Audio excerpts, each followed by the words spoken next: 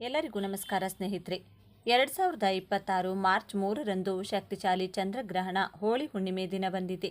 ಈ ಚಂದ್ರಗ್ರಹಣದ ವೇಳೆ ಏನು ಮಾಡಬೇಕು, ಏನು ಮಾಡಬಾರದು, ಗ್ರಹಣದ ಎಫೆಕ್ಟ್ ಎಷ್ಟಿರುತ್ತದೆ, ರಕ್ತ ಬಣ್ಣವಾಗ್ತಾನ ಚಂದ್ರ, ಇದು ಅಪಾಯವೇ, ಯಾರಿಗೆ ಲಾಭ, ಶುರು ಎಲ್ಲಿಂದ ಅಂತ್ಯ ಎಲ್ಲಿ, ಎಲ್ಲೆಲ್ಲಿ ಗೋಚರಿಸುತ್ತದೆ ಗ್ರಹಣ ಅನ್ನೋದ್ರ ಫುಲ್ ಡೀಟೇಲ್ಸ್ ನೋಡೋಣ ಬನ್ನಿ. ಗ್ರಹಣ ಬಂತು ಅಂದರೆ ಸಾಕು, ಕೆಲವರಿಗೆ ಭಯ, ಇನ್ನು ಕೆಲವರಿಗೆ ಕುತೂಹಲ, ಕೆಲವರು ಶಾಸ್ತ್ರದಲ್ಲಿ ಹೇಳಿದ್ದ ಸಂಪ್ರದಾಯ ಪಾಲನೆ ಮಾಡಿದರೆ ಇನ್ನೂ ಕೆಲವರು ಅದೆಲ್ಲ ಮೂಢನಂಬಿಕೆ ಅಂತ ತಳ್ಳಿ ಹಾಕ್ತಾರೆ. ಅಷ್ಟಕ್ಕೂ ನಾವು ಗ್ರಹಣಗಳ ಬಗ್ಗೆ ಮಾತನಾಡುವುದಕ್ಕೆ ಕಾರಣ ಮಾರ್ಚ್ 3ರಂದು ಭಾರತದಲ್ಲಿ ಕಾಣಿಸಿಕೊಳ್ಳಲಿರೋ ಚಂದ್ರಗ್ರಹಣ. ಸೂರ್ಯಗ್ರಹಣ ಆಗಿರಲಿ, ಚಂದ್ರಗ್ರಹಣವಾಗಿರಲಿ, ಗ್ರಹಣ ಅಂದ್ರೇನೆ ಒಂದು ರೀತಿಯ ಭಯ ಮನೆ ಮಾಡಿರುತ್ತದೆ.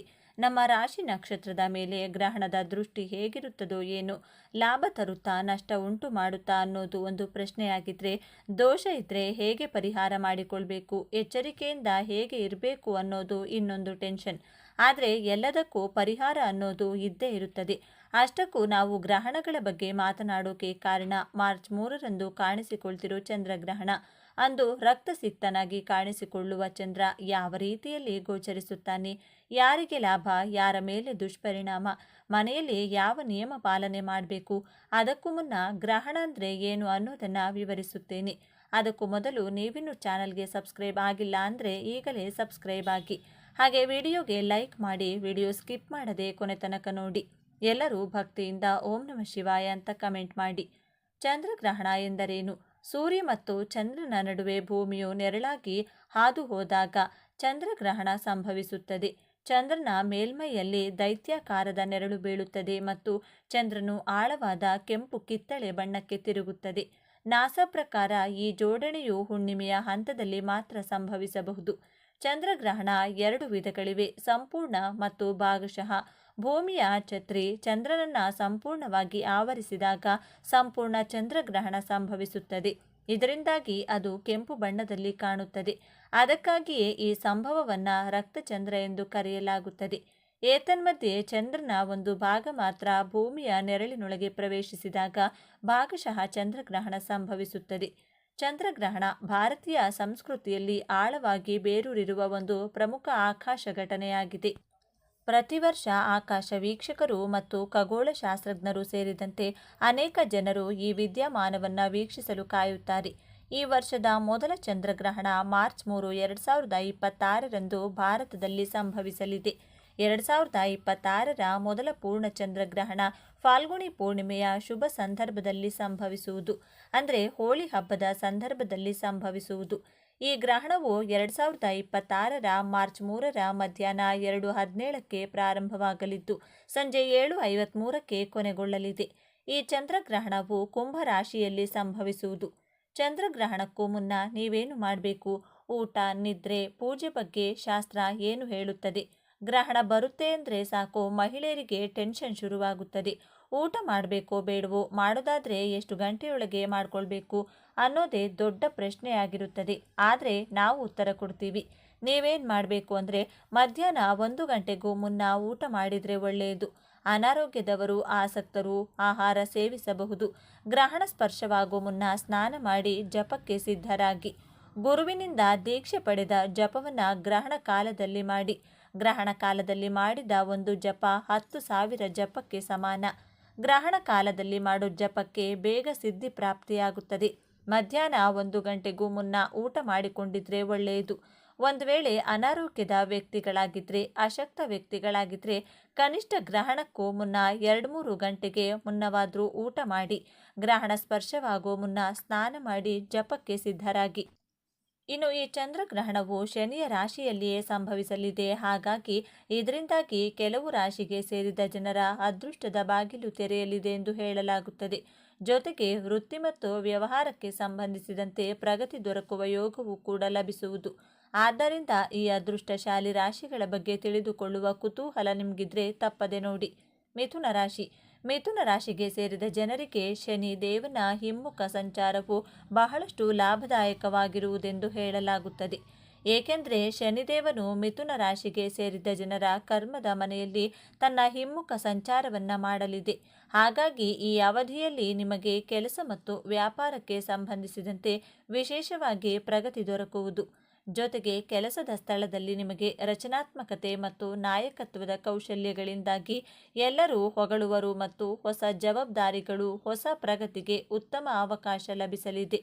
ಹೊಸ ಯೋಜನೆಯನ್ನು ಶುರು ಮಾಡಬೇಕೆಂದಿರುವ ಮಿಥುನ ರಾಶಿಗೆ ಸೇರಿದ ಜನರಿಗೆ ಅಥವಾ ನಾಯಕತ್ವವನ್ನು ವಹಿಸಬೇಕೆಂದಿರುವವರಿಗೆ ಈ ಅವಧಿಯು ಬಹಳಷ್ಟು ಅನುಕೂಲಕರವಾಗಿರಲಿದೆ.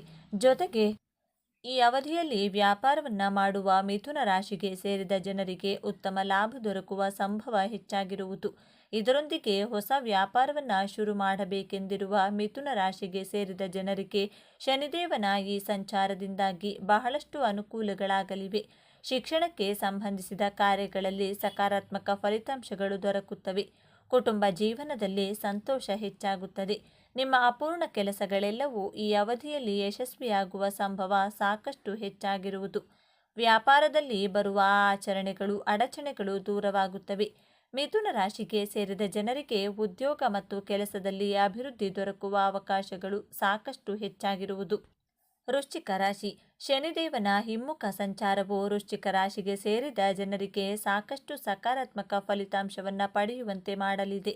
ಏಕೆಂದರೆ ಶನಿದೇವನು ನಿಮ್ಮ ರಾಶಿಯ 5ನೇ ಮನೆಯಲ್ಲಿ ತನ್ನ ಹಿಮ್ಮುಖ ಸಂಚಾರವನ್ನು ಮಾಡಲಿದ್ದಾನೆ. ಹಾಗಾಗಿ ಈ ಸಮಯದಲ್ಲಿ ನಿಮಗೆ ಮಕ್ಕಳಿಗೆ ಸಂಬಂಧಿಸಿದಂತೆ ಶುಭ ಸುದ್ದಿ ದೊರಕುವ ಸಾಧ್ಯತೆ ಬಹಳಷ್ಟು ವೃದ್ಧಿಯಾಗುವುದು. ಇದರೊಂದಿಗೆ ಮನೆಯವರೊಂದಿಗೆ ಉತ್ತಮ ಸಮಯ ಕಳೆಯುವ ಅವಕಾಶ ಲಭಿಸುವುದು. ಹಾಗಾಗಿ ನೀವು ಹೆಚ್ಚು ಸಂತೋಷದಿಂದ ಇರುವಿರಿ.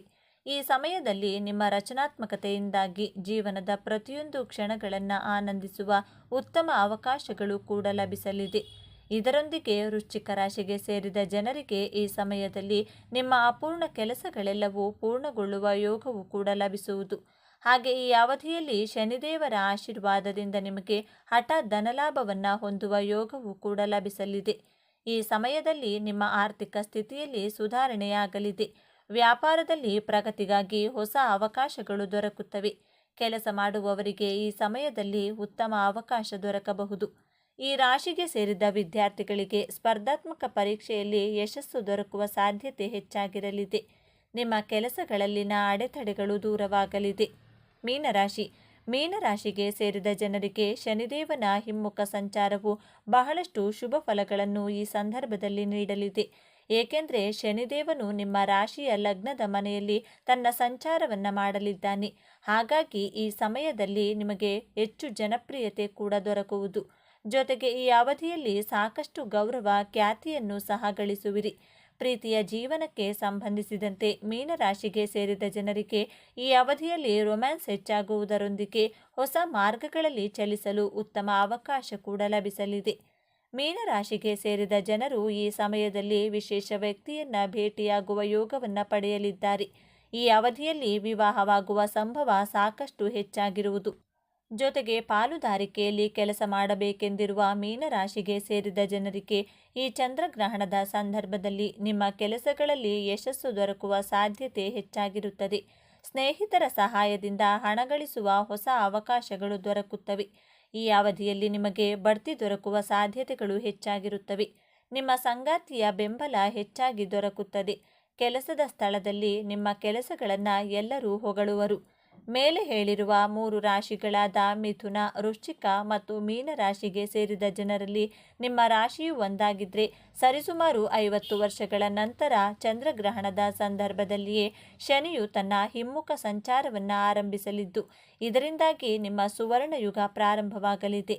ಹಾಗಾಗಿ ಈ ಅವಧಿಯಲ್ಲಿ ವೃತ್ತಿ ಮತ್ತು ವ್ಯವಹಾರಕ್ಕೆ ಸಂಬಂಧಿಸಿದಂತೆ ನೀವು ಸಾಕಷ್ಟು ಪ್ರಗತಿಯನ್ನು ಪಡೆಯುವುದರೊಂದಿಗೆ ಜೀವನದಲ್ಲಿ ಅತ್ಯಂತ ಹೆಚ್ಚು ಸಂತೋಷ, ಸಮೃದ್ಧಿಯಿಂದ ಕೂಡಿದ ಜೀವನವನ್ನು ನಡೆಸುವ ಅವಕಾಶವನ್ನು ಸಹ ಪಡೆಯುವಿರಿ. ಇದರಿಂದಾಗಿ ನಿಮ್ಮ ಬದುಕು ಹಸನಾಗುವುದು. ಈ ಮಾಹಿತಿ ನಿಮಗೆ ಇಷ್ಟವಾದರೆ ಜೈ ಗಜಲಕ್ಷ್ಮಿ, ಜೈ ಧಾನ್ಯಲಕ್ಷ್ಮಿ, ಜೈ ಮಹಾಲಕ್ಷ್ಮಿ ದೇವಿ ಅಂತ ಬರೆದು ಈ ವರ್ಷ 2026 ಮಾರ್ಚ್ 3ರಂದು ಶಕ್ತಿಶಾಲಿ ಹೋಳಿ ಹುಣ್ಣಿಮೆ ಬಂದಿದೆ. ಜೊತೆಗೆ ಚಂದ್ರಗ್ರಹಣ ಕೂಡ ಬಂದಿದೆ.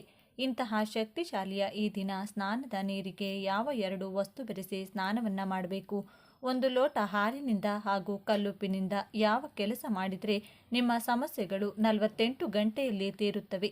ಮಹಾಲಕ್ಷ್ಮಿ ಹಾಗೂ ಲಲಿತಮ್ಮನವರ ಅನುಗ್ರಹಕ್ಕೋಸ್ಕರ ಯಾವ 2 ನಾಮಗಳನ್ನು ದೀಪ ಬೆಳಗಿಸುವಾಗ ಹೇಳಿಕೊಳ್ಬೇಕೆಂದು ಇವತ್ತಿನ ಈ ವಿಡಿಯೋದಲ್ಲಿ ಸಂಪೂರ್ಣವಾಗಿ ತಿಳಿಸಿಕೊಡ್ತೀವಿ. ಬನ್ನಿ. ಅದಕ್ಕೂ ಮುಂಚೆ ನೀವಿನ್ನು ಚಾನಲ್ಗೆ ಸಬ್ಸ್ಕ್ರೈಬ್ ಆಗಿಲ್ಲ ಅಂದರೆ ಈಗಲೇ ಸಬ್ಸ್ಕ್ರೈಬ್ ಆಗಿ, ಹಾಗೆ ವಿಡಿಯೋಗೆ ಲೈಕ್ ಮಾಡಿ, ವಿಡಿಯೋ ಸ್ಕಿಪ್ ಮಾಡದೆ ಕೊನೆ ತನಕ ನೋಡಿ. ಎಲ್ಲರೂ ಭಕ್ತಿಯಿಂದ ಜೈ ಚಂದ್ರದೇವ ಅಂತ ಕಮೆಂಟ್ ಮಾಡಿ. ಈ ದಿನ ಬ್ರಹ್ಮ ಮುಹೂರ್ತದಲ್ಲಿ ಎದ್ದು ವಿಷ್ಣು ದೇವರ ಧ್ಯಾನ ಮಾಡಿ, ಗಂಗಾ ಜಲವಿರುವ ನೀರಿನಿಂದ ಸ್ನಾನ ಮಾಡಿ ಮತ್ತು ಧ್ಯಾನ ಮಾಡಿ. ಸಾಧ್ಯವಾದರೆ ಗಂಗಾ ಸ್ನಾನ ಮಾಡಿ. ನಂತರ ಸೂರ್ಯ ದೇವರಿಗೆ ಪೂಜೆ ಮತ್ತು ನೀರನ್ನು ಅರ್ಪಿಸುವ ಪ್ರತಿಜ್ಞೆಯನ್ನು ತೆಗೆದುಕೊಳ್ಳಿ. ಸೂರ್ಯ ದೇವರ ಮಂತ್ರಗಳನ್ನು ಪಠಿಸಿ ಮತ್ತು ಸೂರ್ಯ ಚಾಲಿಸಾವನ್ನು ಪಠಿಸಿ. ವಿಷ್ಣುವನ್ನ ಭಕ್ತಿಯಿಂದ ಪೂಜಿಸಿ ಮತ್ತು ವಿಷ್ಣು ಸಹಸ್ರನಾಮವನ್ನು ಓದಿ. ಪೂಜೆ ಮುಗಿದ ನಂತರ ಹರಿಯುವ ನೀರಿನಲ್ಲಿ ಎಳ್ಳನ್ನು ತೇಲಿಬಿಡಿ. ಈ ದಿನ ಎಳ್ಳಿನಿಂದ ಕೆಲವು ಕಾರ್ಯಗಳನ್ನು ಮಾಡುವ ಮೂಲಕ ಮನೆಗೆ ಅದೃಷ್ಟ ಬರುತ್ತದೆ. ಹಾಗೂ ಈ ದಿನ ಬಡವರಿಗೆ ಅಥವಾ ಬ್ರಾಹ್ಮಣರಿಗೆ ದಾನ ಮಾಡಿ ಅವರ ಆಶೀರ್ವಾದವನ್ನು ಪಡೆಯಿರಿ.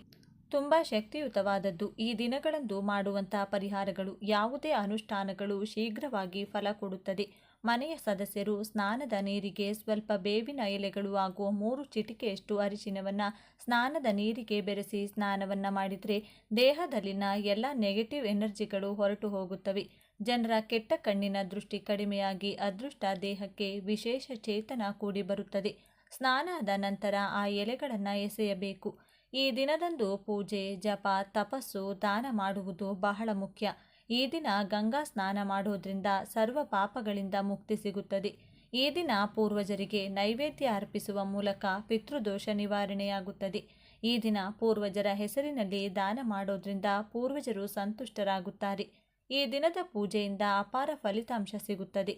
ಇನ್ನು ಎರಡನೆಯದಾಗಿ, ಮನೆಯಲ್ಲಿ ಯಾರೇ ದೀಪ ಹಚ್ಚಲಿ, ಬೆಳಿಗ್ಗೆ ಹಾಗೂ ಸಂಜೆ 2 ಸಮಯದಲ್ಲೂ ನಿಮಗೆ ಎಷ್ಟು ಸಮಯ ಸಾಧ್ಯವಾಗುತ್ತೋ ಅಷ್ಟು ಸಮಯ ಈ 2 ವಿಶೇಷ ನಾಮಗಳನ್ನು ಹೇಳಿಕೊಳ್ಳಿ. ಇದರಿಂದ ಲಲಿತಾದೇವಿಯ ಅನುಗ್ರಹ ಪ್ರಾಪ್ತಿಯಾಗುತ್ತೆ. ನಿಮ್ಮೆಲ್ಲ ಕಷ್ಟಗಳು ಈ ದಿನ ಶಕ್ತಿಯಿಂದ ಶೀಘ್ರವಾಗಿ ದೂರವಾಗುತ್ತದೆ. 2 ನಾಮಗಳನ್ನು ಮೊದಲು ಒಂದು ಪುಸ್ತಕದಲ್ಲಿ ಬರೆದಿಟ್ಟುಕೊಳ್ಳಿ. ಈ ನಾಮಗಳು ಹೀಗಿವೆ: ಸಮುದ್ರ ರಾಜತನಯಾಯೇ ನಮೋ ನಮಃ. ಈ ಒಂದು ನಾಮವನ್ನು ಲಕ್ಷ್ಮೀ ದೇವಿಯನ್ನ ನೋಡುತ್ತಾ ಹೇಳಿದರೆ ಲಕ್ಷ್ಮಿಯ ಕೃಪೆಯಿಂದ ನಿಮ್ಮ ಕೋರಿಕೆಗಳು ನೆರವೇರುತ್ತವೆ. ಮಹಾಲಕ್ಷ್ಮಿ ಅಮ್ಮನವರಿಗೆ ಈ ದಿನವೆಂದರೆ ಬಲು ಪ್ರಿಯ. ಈ ದಿನ ಅಮ್ಮನವರ ಪ್ರೀತಿಗೋಸ್ಕರ ಪಾಯಸ ಪ್ರೀತಿಯಿಂದ ನೈವೇದ್ಯವಾಗಿ ಮಾಡಿ ಅರ್ಪಿಸಿ ಅಮ್ಮನವರಿಗೆ ನಮಸ್ಕಾರ ಮಾಡಿಕೊಳ್ಳಿ.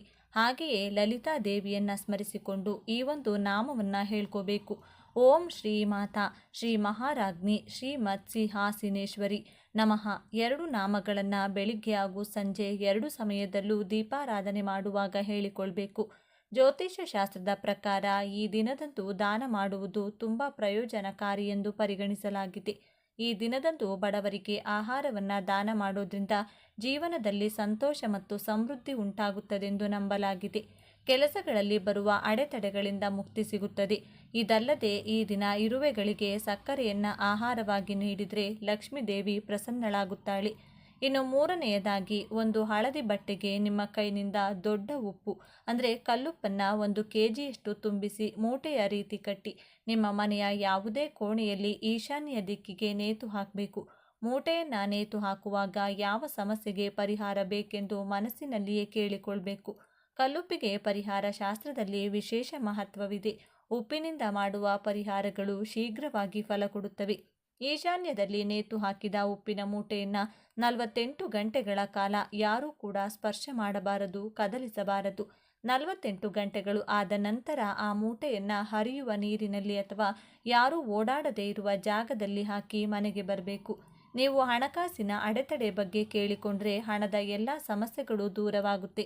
ಆರೋಗ್ಯ, ವಿದ್ಯೆ, ವ್ಯಾಪಾರ, ಸಂಸಾರ, ಮನೆಯ ನೆಮ್ಮದಿ, ಯಾವುದೇ ಕೋರಿಕೆಯ ಬಗ್ಗೆ ಹೇಳಿಕೊಂಡಿದ್ರೂ ಆ ಸಮಸ್ಯೆಗೆ 48 ಗಂಟೆಯಲ್ಲಿ ಒಂದು ದಾರಿ ಅಥವಾ ಪರಿಹಾರದ ಹಾದಿ ನಿಮಗೆ ಕಾಣಿಸುತ್ತದೆ. ಈ ಕೆಲಸವನ್ನು ಅಮಾವಾಸ್ಯೆ ದಿನ ಬೆಳಿಗ್ಗೆ 6 ಗಂಟೆಯಿಂದ 11 ಗಂಟೆ 30 ನಿಮಿಷದ ಒಳಗಾಗಿ ಮಾಡಿಕೊಳ್ಬೇಕು. ಈ ದಿನದಂದು ಶಿವ ಮತ್ತು ಪಾರ್ವತಿ ದೇವಿಯನ್ನು ಪೂಜಿಸುವ ಸಂಪ್ರದಾಯವಿದೆ. ಈ ದಿನ ಪೂರ್ವಜರು ಸೂರ್ಯಾಸ್ತದವರೆಗೆ ವಾಯುವಿನ ರೂಪದಲ್ಲಿ ಮನೆ ಬಾಗಿಲಲ್ಲಿಯೇ ಇದ್ದು ತಮ್ಮ ಕುಟುಂಬದಿಂದ ತರ್ಪಣ ಮತ್ತು ಶ್ರಾದ್ದವನ್ನು ಬಯಸುತ್ತಾರೆಂದು ನಂಬಲಾಗಿದೆ. ಆದ್ದರಿಂದ ಈ ದಿನ ಪವಿತ್ರ ನದಿಯಲ್ಲಿ ಸ್ನಾನ ಮಾಡಿ ಮತ್ತು ಅನ್ನವನ್ನು ಅರ್ಪಿಸಿ ಮನೆಯಲ್ಲಿ ಬ್ರಾಹ್ಮಣರಿಗೆ ನಿಮ್ಮ ಕೈಲಾದಷ್ಟು ದಾನ ಮಾಡಿ. ಹೀಗೆ ಮಾಡೋದ್ರಿಂದ ಆಯಸ್ಸು ವೃದ್ಧಿಯಾಗುತ್ತದೆ ಮತ್ತು ಕುಟುಂಬದಲ್ಲಿ ಸುಖ ಸಮೃದ್ಧಿ ಇರುತ್ತದೆ. ಇನ್ನು ಕೊನೆಯದಾಗಿ 4ನೇಯದಾಗಿ 1 ಲೋಟ ಆಗಿನಿಂದ ರಾತ್ರಿ ಸಮಯ ಈ ಚಿಕ್ಕ ಕೆಲಸ ಮಾಡಿದರೆ ನಿಮ್ಮ ಯಾವುದೇ ಕಠಿಣ ಕೋರಿಕೆಗಳಿರಲಿ ಲಲಿತಾದೇವಿಯ ಅನುಗ್ರಹದಿಂದ ನೆರವೇರುತ್ತದೆ. ದೇಹಕ್ಕೆ ವಿಶೇಷ ಬಲ, ಜೀವನಕ್ಕೆ ಅದ್ಭುತ ಅದೃಷ್ಟ ಪ್ರಾಪ್ತಿಯಾಗುತ್ತದೆ. ಏನು ಮಾಡಬೇಕು?